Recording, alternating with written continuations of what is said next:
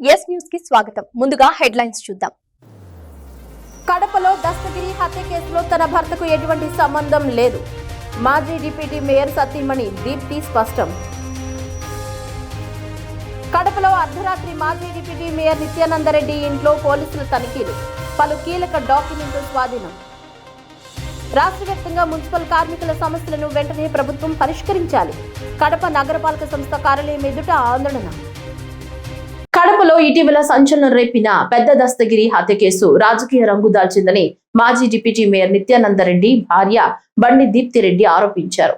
అంగడి వీధిలోని తమ నివాసంలో నిర్వహించిన ప్రెస్ మీట్ లో మాట్లాడిన ఆమె తన భర్తను కావాలని టార్గెట్ చేస్తున్నారన్నారు. రాత్రి సమయంలో పోలీసులు సెర్చ్ వారెంట్ తో ఇంటిని తనిఖీ చేశారని, రాజకీయంగా తన భర్త నిత్యానందరెడ్డిని అణచివేయడానికే కేసులో ఇరికించారని పేర్కొన్నారు. దస్తగిరి ఇంట్లో దొరికిన డాక్యుమెంట్లలో తమకు సంబంధం ఉంటే నిరూపించాలని డిమాండ్ చేశారు. ఈ కేసు దర్యాప్తు చేస్తున్న కడప డీఎస్పీ ప్రవర్తనపై కూడా అభ్యంతరం వ్యక్తం చేస్తూ దర్యాప్తు నిష్పాక్షికంగా జరగడం లేదని ఆరోపించారు. ఉన్నతాధికారులు కేసును సమీక్షించాలని కోరారు. ఒక హై లెవెల్ కేసుగా తీసుకెళ్లారు. నిన్న రాత్రి పోలీస్ వాళ్ళు ఏకంగా 20 జీపులలో పోలీస్ వాళ్ళు వచ్చి సర్చ్ వారెంట్ తీసుకొని వచ్చి ఇళ్ళంతా వెతికి తర్వాత సర్చ్ వారెంట్ పేరు మీద వచ్చి నా ప్రెజెన్స్లో నాకు సపోర్ట్గా నిలబడిన మా పిల్లలను ఈ అబ్బాయిని పోలీస్ వెహికల్లో తీసుకొని వెళ్ళిపోయి డిటీసీ వరకు తీసుకెళ్ళి మళ్ళీ ఆ అబ్బాయిని వెనక్కి పంపించారు. మేము రిపీటెడ్గా క్వశ్చన్ చేయడం వల్ల ఇవన్నీ కోణాలు చూస్తుంటే ఇది ఎక్కడికో దారి తీస్తుంది అన్నది బహిర్గతం అవుతుంది. బికాస్ ఇట్స్ ఎ కేస్ మామూలు కామన్ మ్యాన్ యాంగిల్లో చూస్తే కేస్ స్టార్ట్ అయిన విధానం వేరు, కానీ ఇది ఫైనల్గా కన్క్లూడ్ అవుతున్న విధానం ఇంకొక రకంగా పోతుంది. సో మీడియా మిత్రులందరి తరపున నేను రిక్వెస్ట్ చేసుకుంటానంటే ఏంటి నిజాలు ఏవి నిర్ఘాతం కాకుండానే మీరు ఒక ఎత్తు ముందుకు పోయి రాజకీయంగా ఎంతో కష్టపడి ఈ స్టేజ్కి వచ్చిన వ్యక్తిని తొక్కడానికి ప్రతి వాళ్ళు చూస్తున్నారు అనేది బహిర్గతం అవుతుంది. సో వైసీపీ, టీడీపీ, కూటమి ఇలాంటి వాటి కాన్సెప్ట్ను పక్కన పెట్టేసి why don't we deal the case as a common man. ఒక కామన్ మ్యాన్గా ఈ కేసును కామన్ యాంగిల్లో ఎందుకు చూపెట్టలేకపోతున్నారని మిమ్మల్ని అందరినీ వేడుకుంటున్నాను. రాజకీయ ఎదుగుదల అనేది that is secondary for us. ఫ్రాంక్గా చెప్పాలంటే రాజకీయాల కోసము ఈ లెవెల్లో దిగాల్సిన అవసరం అయితే లేదు. నా భర్తకైతే అసలు లేదు. తర్వాత నా భర్త మీద అన్నెసెసరీ అలిగేషన్స్ అన్నీ వేస్తున్నారు. ఏంటో దస్తగిరి ఇంట్లో 100 కోట్లు డాక్యుమెంట్స్ బయటపడ్డాయి, ఇది అదే అని. 100 కోట్ల డాక్యుమెంట్స్ అనేది ఆ ఇన్వెస్టిగేషన్ డిపార్ట్మెంట్ దగ్గర ఉంటే let the investigation team focus it, వాటిని బయటికి తీయండి. మీ బీయింగ్ ద ఫోర్త్ పిల్లర్, మీరంతా మా కామన్ మ్యాన్కు సపోర్ట్గా మీరే ఆలోచించి మీ ఇన్వెస్టిగేషన్ త్రూ అన్నా అది ప్రాపర్గా వెళ్ళాలి అనే కోరుకుంటున్నాను. ఆ 100 కోట్ల డాక్యుమెంట్ ఏంటో బయటికి తీసి దాంట్లో 1% even a single document which is related to at least 1 lakh rupee transaction ఏదన్నా లేదు, ఒక్క సైట్ అయినా సరే దస్తగిరితో నిత్యానందరెడ్డి ఎంటర్ అయ్యి కనీసము ఒక అగ్రిమెంట్ అయినా చేసుకున్నాడని ఒక సింగిల్ ప్రూఫ్ అయినా మీ ద్వారా మా వరకు చేరితే దెన్ యూ కెన్ ప్రొసీడ్. మీరు అన్న ప్రతి మాటకు ఏదన్నా అర్థం ఉంటుంది. అంతేగాని 100 కోట్ల పెట్టుబడి పెట్టుకొని అనామకుడిలాగా ఉండాల్సిన అవసరం నా భర్తకు లేదు. అండ్ సెకండ్ థింగ్, ఉన్నట్టుండి 1 వీక్ తర్వాత హత్య జరిగిన 1 వీక్ తర్వాత ఒక ఇన్వెస్టిగేషన్ ఆఫీసర్ను మార్చేసి తర్వాత ఉన్న సిఐలను, ఎస్ఐలను విఆర్ల మీద పంపించేసి కేసును ఎందుకో తప్పుదోవ పట్టిస్తున్నారన్నది నేను వ్యక్తిగతంగా ఫీల్ అవుతున్నాను. దానికి కూడా నాకంటూ కొన్ని రీజన్స్ ఉన్నాయి. కాబట్టి తన మంచితనంతో తన కృషితో ఇంతవరకు ఎదిగాడు. ఇప్పుడు వస్తున్న లోకల్ బాడీ ఎలక్షన్స్ను దృష్టిలో పెట్టుకొని ఇది కూటమి వాళ్ళు చేస్తున్న తప్పిదంగా కూడా నేను కొంచెం కన్సిడర్ చేసుకుంటున్నాను.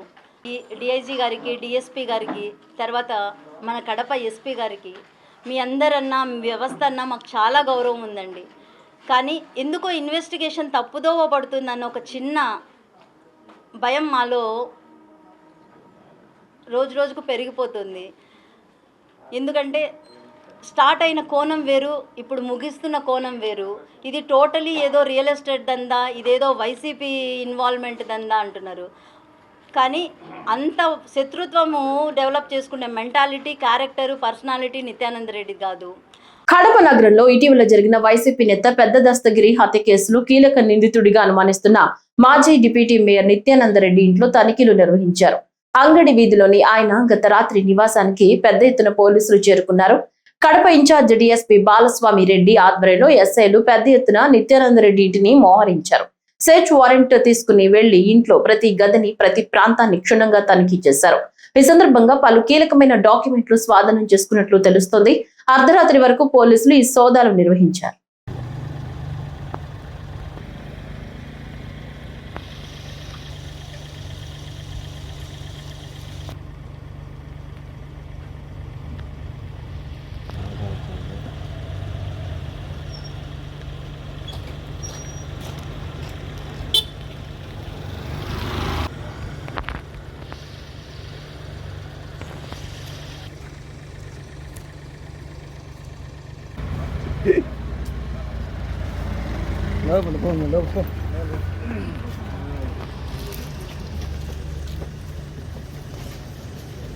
Madam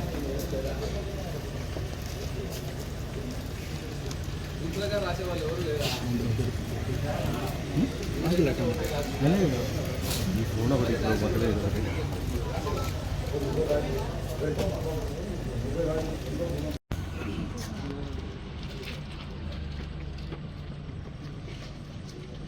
madam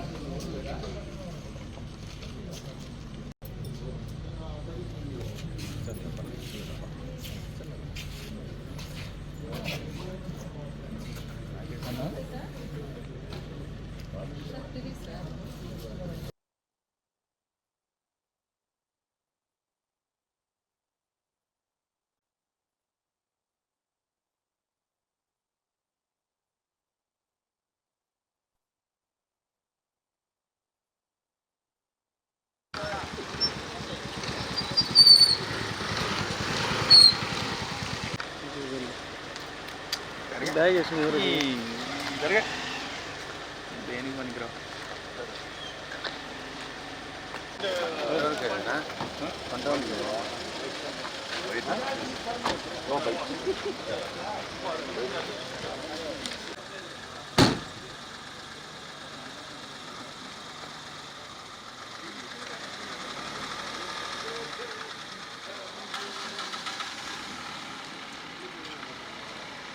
box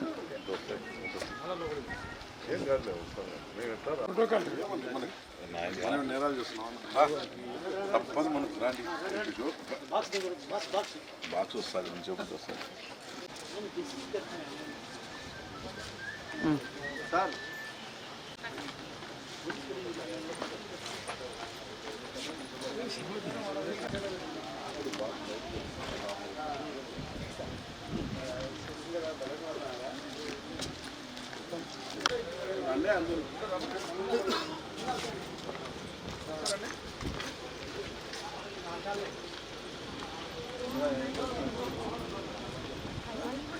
Kadapa collectorate లో బసవేశ్వర జయంతి వేడుకలు ఘనంగా నిర్వహించారు. కలెక్టర్ కార్యాలయంలో సోమవారం యువజన సంక్షేమ, పర్యాటక, సాంస్కృతిక శాఖల ఆధ్వర్యంలో ఈ వేడుకలు నిర్వహించారు. ఈ కార్యక్రమంలో ఇన్ఛార్జ్ డిఆర్ఓ వెంకటపతి ముఖ్య అతిథిగా పాల్గొన్నారు. ఈ సందర్భంగా ఆయన మాట్లాడుతూ వర్గ, వర్ణ, లింగ భేదాలను తొలగించి సమాజ స్థాపనకు కృషి చేసిన గొప్ప సంఘ సంస్కర్త బసవేశ్వరుడని కొనియాడారు. ఆయన బోధనలు నేటి సమాజానికి ఆదర్శమని పేర్కొన్నారు. లింగాయత ధర్మస్థాపకుడైన బసవేశ్వరుడు సమానత్వానికి ప్రతీకగా నిలిచారని తెలిపారు. కార్యక్రమంలో జిల్లా అధికారులు, లింగాయత సంఘ నాయకులు పాల్గొన్నారు.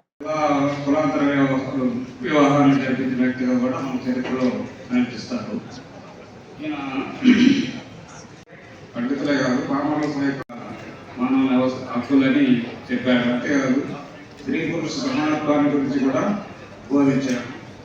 శివుడికి సత్యమని, అతనికి రూపం లేదని, విగ్రహారాధనను కూడా వ్యతిరేకించాడు, కర్మకాండలను వ్యతిరేకించాడు. అంతేకాదు ఈయన స్వయంగా బ్రాహ్మణుడైన కూడా నాకు ఉపనయనం అవసరం లేదని చేసుకోలేదని. ఈయన గోదావరి జగన్ కలబారి అనే అతను కర్ణాటకుడు 5 సంవత్సరాలుగా రచించాడు కావ్య అనే పేరుతో. ఇవి చాలా ప్రసిద్ధిగా చెందాయి. ఇతను బసవేశ్వరుడు బోధించిన సంప్రదాయాలే తర్వాత లింగాయత్ ధర్మంగా స్థిరపడింది. భారత రాజ్యాంగ రచన కాలంలో అప్పటి మైసూరు రాష్ట్ర ముఖ్యమంత్రి నిజరంగప్ప కూడా ఇతని గురించి అంబేద్కర్కు చెప్పాడంట. అంబేద్కర్ ఏమన్నట్టు ఆశ్చర్యపోయాడంట. ఇంతటి విశిష్టత కలిగిన వ్యక్తిని కేవలం కర్ణాటకకే పరిమితం చేశారు, దేశవ్యాప్తంగా ఎందుకు ప్రాచుర్యం కల్పించలేదని పోయాడట. ఈయన ఇంతటి విశిష్ట వ్యక్తి కాబట్టి 2003లో అప్పటి రాష్ట్రపతి అబ్దుల్ కలాం ఈ విగ్రహాన్ని పార్లమెంటులో ఆవిష్కరించాడు. అలాగే ఇతని స్మారకంగా నాణ్యం కూడా విడుదల చేశారు అప్పట్లో. నెక్స్ట్ 2015లో ఇతని విగ్రహాన్ని లండన్లో థేమ్స్ నది ఒడ్డున కూడా అప్పటి ప్రధాని ఆవిష్కరించాడు. 2015లోని కర్ణాటకలోని కడక్ గాంధీ సరస్సులో ఇతని 111 అడుగుల విగ్రహాన్ని కూడా ఆవిష్కరించారు. రాజంపేట పట్టణంలో విషాదం చోటు చేసుకుంది. పోలి చెరువు సమీపంలో జరిగిన రోడ్డు ప్రమాదంలో కానిస్టేబుల్ కె సుధాకర్ రాజు మృతి చెందారు. కడప జిల్లా రాజంపేట మండలం పోలి చెరువు వద్ద ఈ ప్రమాదం జరిగింది. రాజంపేట నుంచి చిట్వెల్ వైపు వెళుతున్న సమయంలో బైక్ డివైడర్ ను ఢీకొట్టడంతో కానిస్టేబుల్ సుధాకర్ రాజు అక్కడికక్కడే మృతి చెందారు. మృతదేహాన్ని పోస్టు మార్టం నిమిత్తం రాజంపేట ప్రభుత్వ ఆసుపత్రికి తరలించారు. సుధాకర్ రాజు మృతి పట్ల సహచర పోలీసులు, స్థానికులు తీవ్ర దిగ్భ్రాంతి వ్యక్తం చేస్తున్నారు.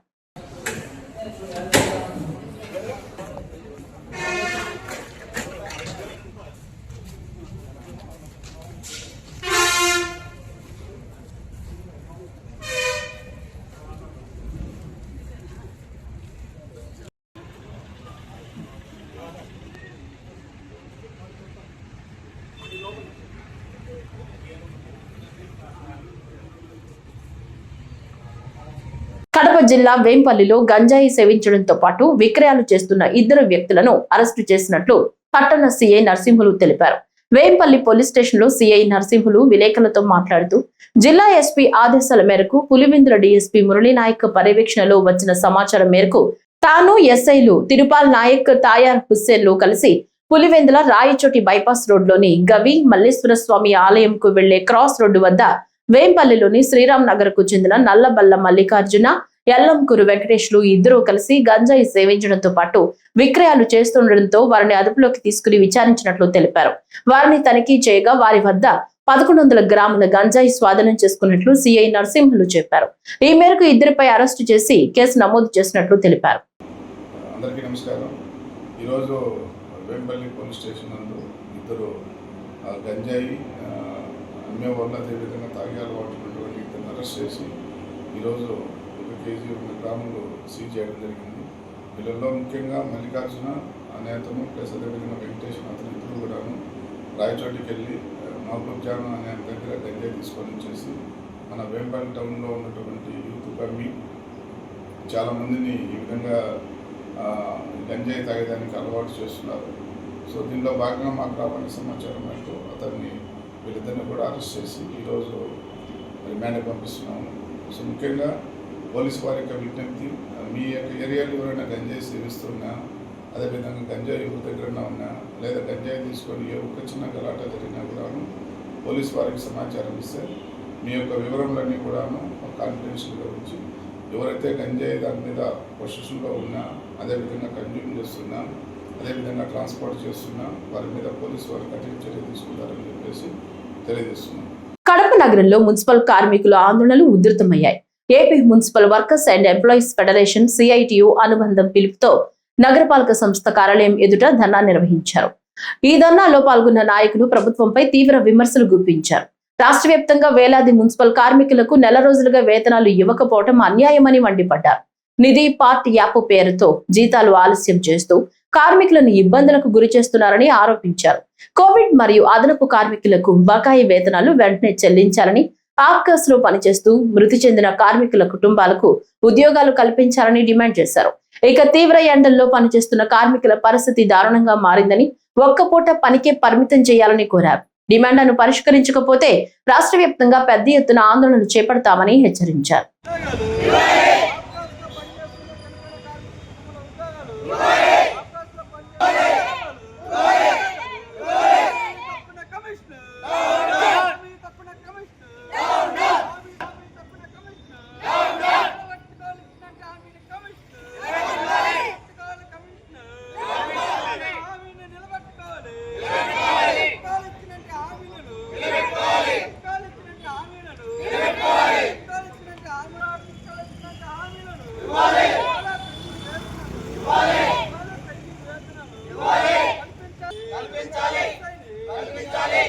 ఆంధ్రప్రదేశ్లో ఉపాధ్యాయుల సమస్యలు మరోసారి రోడ్డెక్కాయి. ప్రోగ్రెసివ్ రికగ్నైజ్డ్ టీచర్స్ యూనియన్ రాష్ట్ర శాఖ పిలుపుతో జిల్లా కేంద్రంలో ఉపాధ్యాయులు శాంతియుత ధర్నా నిర్వహించారు. ఈ సందర్భంగా కడప కలెక్టర్ కార్యాలయం ఎదుట ఈ రోజు ఉదయం ఆందోళన నిర్వహించారు. ఈ సందర్భంగా ఉపాధ్యాయులు తమ ప్రధాన డిమాండ్లతో కూడిన వినతి పత్రాన్ని ప్రభుత్వానికి పంపించారు. సర్వీస్ రూల్స్ రూపొందించడం, కొత్త పీఆర్సీ కమిటీ ఏర్పాటు చేసి ఇంటీరియర్ రిలీఫ్ మంజూరు చేయాలని కోరారు. యూపీఎస్ రద్దు చేసి పాత పెన్షన్ విధానం పునరుద్ధరించాలని డిమాండ్ చేశారు. అదేవిధంగా పెండింగ్ డిఏలు, జీపీఎఫ్, ఏపీజీఎల్ఐ బకాయిలు వెంటనే చెల్లించాలని, రిటైర్మెంట్ బెనిఫిట్స్ తక్షణమే ఇవ్వాలని కోరారు. పదోన్నతులు కల్పించడం, ఖాళీ పోస్టులను భర్తీ చేయడం, భాషా ఉపాధ్యాయులకు అవకాశాలు కల్పించాలని డిమాండ్ చేశారు. Bandi Vishwanath Reddy, progressive recognised teachers union Andhra Pradesh Kadapa జిల్లా ప్రెసిడెంట్ను. పిఆర్టీయూ రాష్ట్ర శాఖ పిలుపు మేరకు ఈరోజు కడప జిల్లా కలెక్టరేట్ ముందు ధర్నా కార్యక్రమం నిర్వహించడం జరిగింది. ముఖ్యంగా దీర్ఘకాలంగా అపరిష్కృతంగా ఉన్నటువంటి ఉపాధ్యాయ సమస్యల సాధన కోసం ఈరోజు ఈ ధర్నా నిర్వహించాం. అదేవిధంగా ఈ నెల 25వ తేదీ కూడా విజయవాడ ధర్నా చౌక్లో భారీ ఎత్తున కడప జిల్లా నుంచి తరలి వెళ్ళి ధర్నాను సక్సెస్ చేయబోతున్నాం. ముఖ్యంగా మా డిమాండ్లు చాలా కాలంగా పీఆర్సీ కమిషన్ వేయకుండా దాదాపు 2023లోనే పీఆర్సీ కమిషన్ వేయాల్సిన పరిస్థితి. కానీ ఇంతవరకు పీఆర్సీ కమిషన్ ఏర్పాటు చేయలేదు. కమిషన్ వేయడం ఆలస్యమైతే కనీసం ఐఆర్ కూడా ప్రకటించలేదు. 30% ఐఆర్ ప్రకటించాలని, ఇన్ సర్వీస్లో ఉన్నటువంటి ఉపాధ్యాయుల ఉద్యోగుల యొక్క డిఏలు కానీ, ఈఎల్స్ కానీ, సరెండర్ లీవ్స్ సత్వరమే చెల్లించాలని, రిటైర్డ్ అయినటువంటి వారికి అయితే ఈ మధ్య ఒక 7,000 కోట్లు చెల్లించడం జరిగింది. దానికి ప్రభుత్వానికి ప్రత్యేక ధన్యవాదాలు. అదేవిధంగా ప్రస్తుతం సర్వీస్లో ఉన్నటువంటి ఉద్యోగ ఉపాధ్యాయ సమస్యలు కూడా సత్వరమే పరిష్కరించాలని, ఆ విధంగా కార్యాచరణ ఇవ్వాలని, ఉపాధ్యాయులకు సంబంధించి ఉమ్మడి సర్వీస్ రూల్స్ గత కొన్ని సంవత్సరాలుగా పెండింగ్లో ఉన్నాయి. వాటి సాధన కోసం ఉమ్మడి సర్వీస్ ప్రభుత్వం ఒక సపరేట్ కమిషన్ ఏర్పాటు చేసి ఉపాధ్యాయులకు జేఎల్ ప్రమోషన్లు వచ్చే విధంగా కార్యాచరణ తయారు చేసి ఉపాధ్యాయులకు న్యాయం చేయాలని, ఎంటీఎస్ 98/2008 ఉన్నటువంటి ఉపాధ్యాయుల్లో 60 ఇయర్స్కే రిటైర్మెంట్ వయసు ఇవ్వడం ఉంది. దాన్ని కూడా 2 సంవత్సరాలు పెంచాలని, కేజీబీవీలలో పనిచేస్తున్నటువంటి ఉద్యోగులకు వాళ్ళకు రావాల్సినటువంటి ఎంటీఎస్ మినిమం టైం స్కేల్ ఇవ్వకుండా పాత స్కేల్తోనే కొనసాగుతున్నారు. వాళ్ళకు కూడా మినిమం టైం స్కేల్ ఇవ్వాలని పిఆర్టీయూ డిమాండ్ చేస్తుంది. ఉద్యోగ ఉపాధ్యాయ కార్మిక పెన్షన్ల సమస్యల కోసం ఈ నెల 25న తలపెట్టే ధర్నాకు మీడియా వ్యాప్తంగా అందరినీ కోరుతున్నాం. భారీ ఎత్తున మీరు కూడా మీడియా కవరేజ్ చేసి మాకు సంపూర్ణ సహకారం ఇచ్చి మా ఉపాధ్యాయ సమస్యల పరిష్కారంలో మీరు కూడా చొరవ తీసుకోవాలని ప్రభుత్వాన్ని డిమాండ్ చేస్తూ ఈ వార్తలు ఇంతటితో సమాప్తం. నమస్కారం.